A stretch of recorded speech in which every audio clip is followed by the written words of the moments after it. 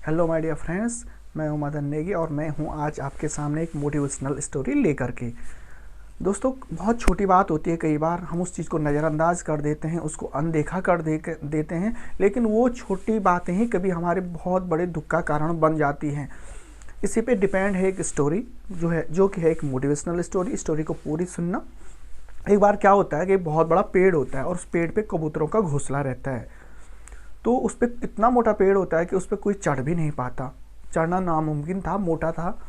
तो क्या होता है कि बहुत सालों के बाद उस पेड़ के बगल पे एक छोटी सी बेल उग आती है। तो जब वो बेल छोटी रहती है तो उनमें से एक कबूतर जो रहता है वो अदर्स से जो उसके फ्रेंड्स रहते हैं वो उनसे कहता है कि इस बेल को उखाड़ दो। तो उसके साथी कहते हैं कि छोटी बेल से हमें क्या फ़र्क पड़ेगा। तो सब अनदेखा कर देते हैं, अनसुना कर देता है उस समझदार कबूतर की बातें। कुछ सालों के बाद वो जो छोटी बेल थी वो बहुत बड़ी बेल बन जाती है और लिपट करके ऊपर उनके घोंसले तक पहुंच जाती है। फिर एक दिन क्या होता है, कोई एक सांप अजगर उस जो बेल होती है उसके सहारे पे उनके घोंसले तक पहुंच जाता है और सारे कबूतरों को खा लेता है। तो दोस्तों, अगर उस दिन उन कबूतरों ने उस समझदार कबूतरों की बात सुनी होती तो वो उनकी मौत का कारण नहीं बनता।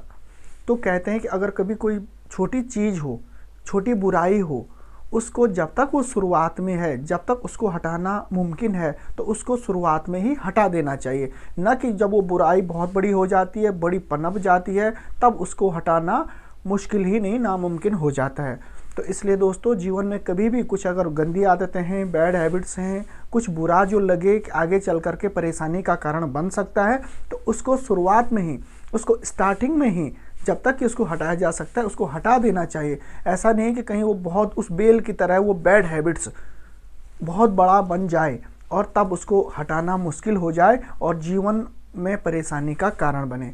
तो इसलिए दोस्तों, होप सो आपको स्टोरी अच्छी लगी होगी तो लाइक शेयर कमेंट्स कर देना। थैंक यू दोस्तों।